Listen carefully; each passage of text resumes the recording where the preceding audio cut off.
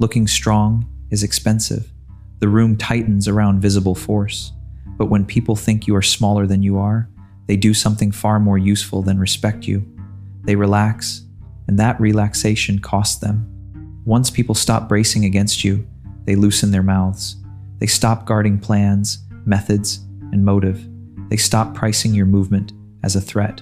Doors stay open that would have closed if they understood what they were looking at. Machiavelli understood this before modern people turned power into theater. He understood that power is not won by radiating strength in every room. It is won by managing appearance, expectation, fear, and timing. The man everyone recognizes as dangerous enters under watch. The man they dismiss often enters under cover. In this video, I am going to show you why looking weaker than you are can be a real strategic asset, what underestimation makes visible, how it changes what people assign against you, why that same advantage becomes dangerous if you stay hidden too long, and how to choose the exact moment when their bad estimate becomes your command, and be precise from the start. This is not false helplessness. It is not insecurity. It is not playing small because life hurt your feelings. It is not passivity, humility theater, or learned submission. It is disciplined concealment. You do not reveal full range before it pays. You do not spend force just to satisfy ego. You let other people commit to a fiction, then you decide whether that fiction will protect you, feed you, or ruin them. Let's begin.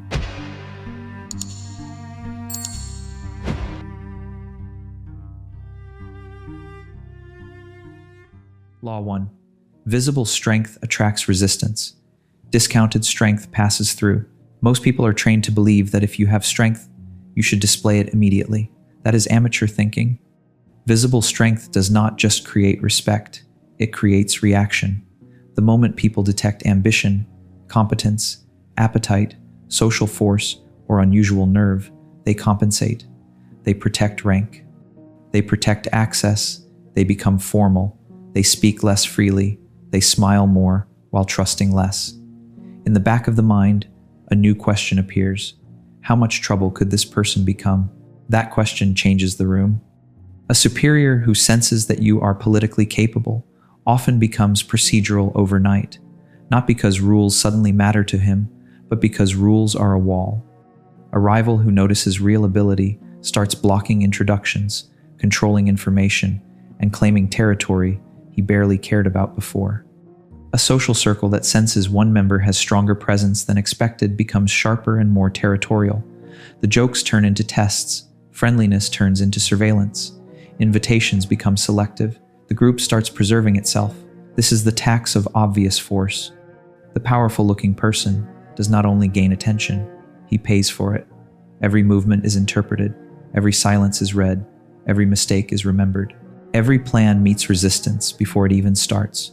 People imagine this only happens at high levels, but it happens everywhere. In families, the competent one gets watched more closely because everyone knows he can shift the balance. In friendships, the person with visible influence gets managed, flattered, feared, and quietly contained. In institutions, the candidate who arrives looking too sharp too early can trigger hidden vetoes before any official judgment begins. The appearance of strength makes other people harden before any contest has started. Now compare that to the person who reads as lesser. Not truly weak, just coded that way.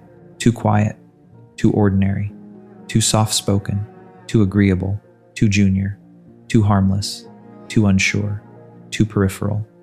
The field behaves differently around that person. It does not mobilize. It loosens. People explain more than necessary. They let irritation show. They reveal dislike too casually. They drift into lazy truth because they believe there is no cost in being fully seen by someone who cannot matter. They do not build barriers with the same urgency. They let the underestimated person remain close to systems they would seal off from someone obviously formidable. That is why underestimation is not merely something to endure. It is often the cheapest form of access. If they think you are dangerous, they protect themselves before you move. If they think you are negligible, they often let you near the machinery. That changes the entire game. The boss who sees you as a future rival gives you polished communication and limited access. The boss who sees you as unthreatening lets you sit close enough to watch how decisions are really made. The The manipulator who detects a hard mind becomes subtle and expensive.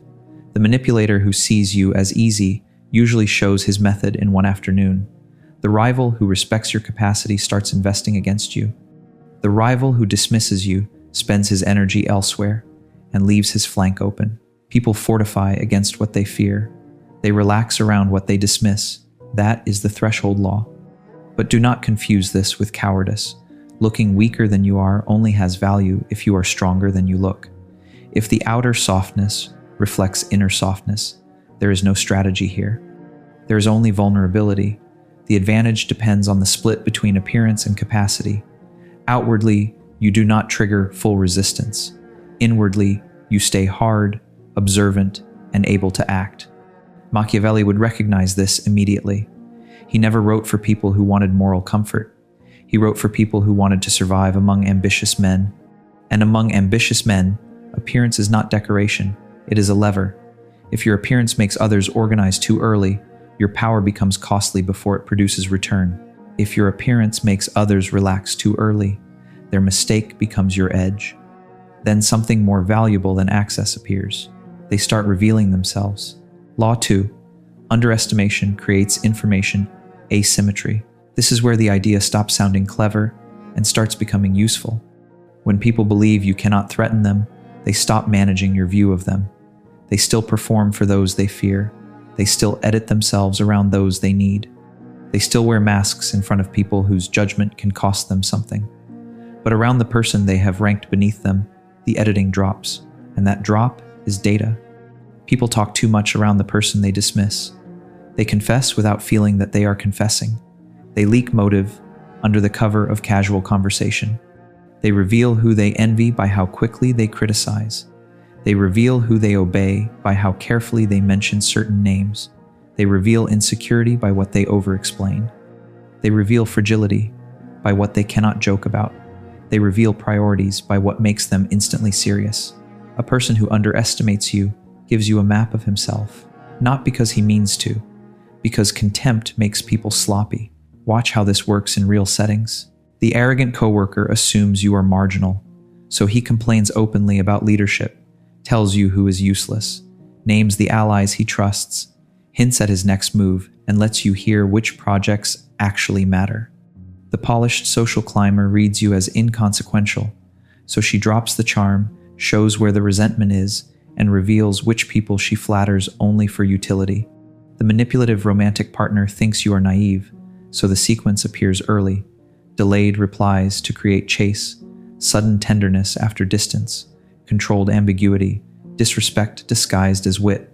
Because they do not believe you can read them, they stop hiding the pattern. The underestimated person often gets a cleaner picture of reality than the respected person. That sounds backward, but it is not. The respected person gets the curated version. The feared person gets the armored version. The underestimated person gets the unguarded version. And the unguarded version is usually the true one. Even tests become informative. When people think you are weak, they test too early and too crudely. They do not bother with elegant pressure. They show style immediately. One person uses ridicule because he needs quick dominance. Another uses fake warmth because she prefers debt to open conflict. Another uses urgency because panic is his favorite weapon. Another uses confusion, speaking in vague half-threats and implied consequences, because he counts on you to fold before specifics are required. If you are watching carefully, every early test tells you what kind of operator you are dealing with. And once you know the style, you know the limits. The man who relies on ridicule is often weak under direct clarity. The woman who relies on seduction often fails under delayed response. The superior who relies on urgency often has poor structural control. The friend who relies on guilt usually has no real authority outside emotional leverage. Underestimation gives you their first language before they know you are listening for grammar. It also reveals the hidden hierarchy of a room. This matters more than most people understand. Formal structures are often stage props. Real power sits elsewhere. It sits in who can embarrass whom, who can deny access, who can rewrite events after they happen, who can break consensus without punishment, who receives deference before speaking. That structure is rarely announced, but the underestimated person can see it. Why? Because when you are treated as a threat, everyone cleans the room before you enter. When you are treated as negligible, the room forgets to clean itself. You notice the glances after someone speaks. You notice whose interruption is tolerated and whose is punished. You notice which names shift posture. You notice who asks permission without appearing to ask. You notice who everyone pretends not to fear. That is not gossip. That is strategic vision. And it creates asymmetry because you are collecting this map while revealing little of your own. They know the mask. You know the structure. That imbalance is power if you have the discipline not to spend it too early. This is where weak men ruin the advantage. They cannot bear being underrated, so they start performing. They overtalk. They display knowledge too soon. They correct every false impression. They rush to announce capability because the ego wants relief. That is a child demanding recognition. A harder mind understands that being misread can produce more value than being correctly admired. If the room is still exposing itself, stay quiet enough to let it continue. If the contempt is not costing you anything irreversible, let it breathe. If people are still showing coalition lines, hidden resentments, pressure styles, and weak points in the structure, do not interrupt the harvest. Respect earned too early often closes the mouth that was about to tell you everything. Then, the advantage deepens. Their false estimate does not only expose them, it changes what they commit. Law 3. People allocate less to what they underrate. This is where perception becomes material. A low estimate inside someone's head sounds psychological. It is not. It changes behavior. It changes attention, defensive planning, emotional caution, political energy, and resource deployment. People do not merely think less of what they underrate, they spend less against it. That matters because every room is triaging threat all the time. Who needs to be monitored? Who needs to be blocked? Who needs to be included? Who can be ignored? Who is worth bribing? Who is worth containing? Who can be left outside the perimeter? These are allocation decisions, even when nobody says them aloud. If they think you are weak, they assign less scrutiny. If they think you are minor, they assign less political resistance. If they think you are compliant, they assign less supervision. If they think you are harmless, they assign less defense. If they think you are incapable, they leave more pathways unguarded. This is not about feelings, it is logistics. A competitor who underrates you does not spend influence stopping your access because he is busy neutralizing louder threats. That leaves lanes open. A superior who sees you as stable and non-ambitious often stops tracking how much competence you are accumulating, how broad your internal trust is becoming, how many people are quietly starting to depend on you. A gatekeeper who would deny proximity to someone visibly strategic may grant proximity to someone he reads as merely useful, polite, or forgettable. A manipulator who assumes you have no teeth shows his whole routine before he builds backup plans. They underfund the defense because they underprice the target. That is the advantage in one line. And this does not only happen in formal power environments. In social life, the person coded as harmless often hears what the dominant personality never hears. Confessions, jealousies, fractures, sexual politics, hidden dependencies, who is broke, who is cheating, who is insecure, who secretly cannot stand the person they publicly support. Why? Because people assume the harmless one cannot convert information into consequence. In negotiation, the side that sees you as soft often opens too aggressively, believing pressure alone will move you. That reveals flexibility, deadlines, and confidence level. In dating, the person who thinks you are more attached than you are begins taking liberties too soon, exposing exactly how they handle power once they believe they have it. In family systems, the one everyone reads as the accommodating child gets taken for granted so consistently that the whole map of dependence becomes visible. Underestimation leaves tracks. More importantly, it leaves territory. Once people decide you are not a real threat, they stop defending spaces that would otherwise be contested. They do not close routes, they do not prepare responses, they do not think through contingencies. They leave social openings, administrative openings, financial openings, emotional openings, not out of generosity, out of contempt. Contempt is expensive because it makes people lazy, but here the script turns darker. The same low estimate that gives you room also reduces what they invest in you. People do not only allocate less defense to what they underrate, they allocate less value, less mentoring, less money, less visibility, less trust in high-level decisions, less imagination regarding what role you could hold. So if you remain underrated too long, you do not just enjoy freedom, you become underpriced. The manager keeps giving you execution without authorship. The friend group keeps taking your labor without granting centrality. The family keeps relying on your competence without surrendering authority. The partner keeps drawing on your stability without fearing your exit. This is the dangerous split. Underestimation gives access at first, but if never converted, it becomes a discount written against your name. You move freely, but claim little. You know more, but receive less. You gather leverage, but do not cash it. And once that pattern stabilizes, your disguise stops being temporary camouflage and starts becoming a permanent market price. That is where people waste years. Law 4. If you live inside the disguise too long, it becomes your cage. A useful misread can harden into an operating environment. This is what many intelligent, restrained people fail to understand. They discover that being underestimated has benefits. It lowers immediate conflict. It reduces envy. It gives observational space. It protects them from direct attack. Fine. Then they start liking the shelter too much. And shelter, over time, becomes confinement. Other people are always trying to turn their impressions of you into systems. If they think you are the quiet one, they route around your authority. If they think you are the reliable one, they pile on obligations. If they think you are the harmless one, they grow casual with disrespect. If they think you are the junior one, they stop imagining your advancement. If they think you are the forgiving one, they spend your tolerance like credit. Soon the image is no longer just in their head, it is built into the structure. You see it in who gets invited early and who hears about things late. You see it in who is asked to advise and who is asked to execute. You see it in salary bands, meeting lists, introductions, private group chats, inherited family roles, unspoken sexual dynamics, and who gets assumed into leadership when the room turns unstable. That is the cage, when the misread gets built into the walls. At work, the person seen as solid but not forceful becomes the one who absorbs complexity without gaining rank.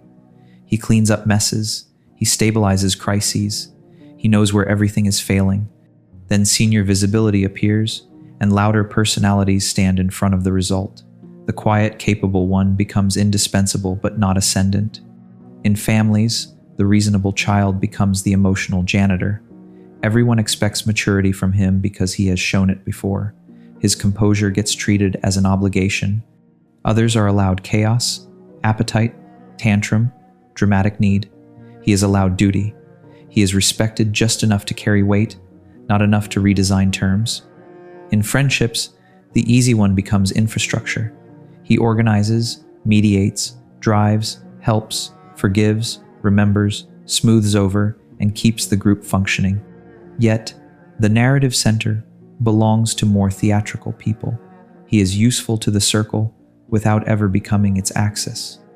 In intimate relationships, the person who always understands and rarely punishes gets coded as emotionally safe but strategically ignorable. Affection may remain, but consequence disappears. And where consequence disappears, respect drains. The worst part is not the external pattern. It is what repetition trains into your body. If a role keeps rewarding you with immediate peace, low confrontation, and the comfort of not being directly challenged, you begin shaping yourself toward that role. You soften statements before anyone asks. You lower demands before negotiation begins. You explain ambition apologetically. You wait to be invited into decisions that should have triggered your own claim. You become highly skilled at reducing your own surface area. Then, after enough years, a brutal thing happens. The prison no longer needs guards. You do not need to be silenced.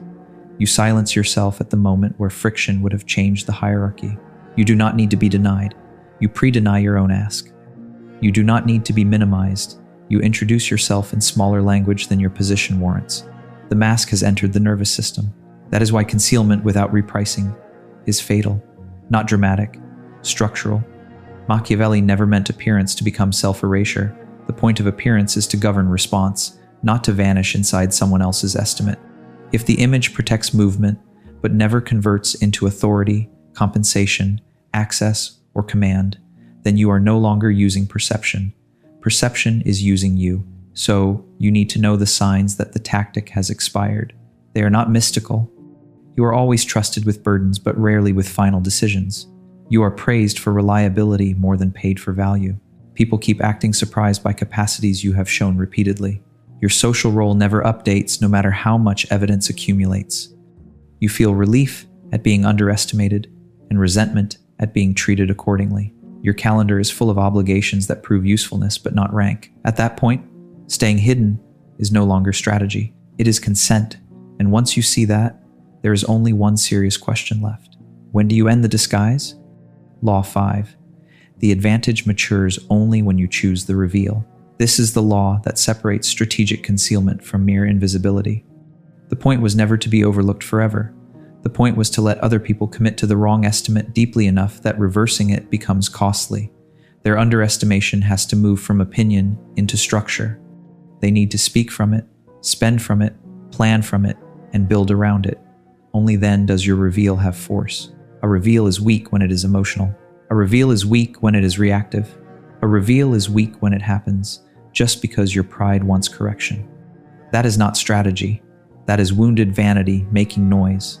The reveal becomes strategic when 3 conditions exist.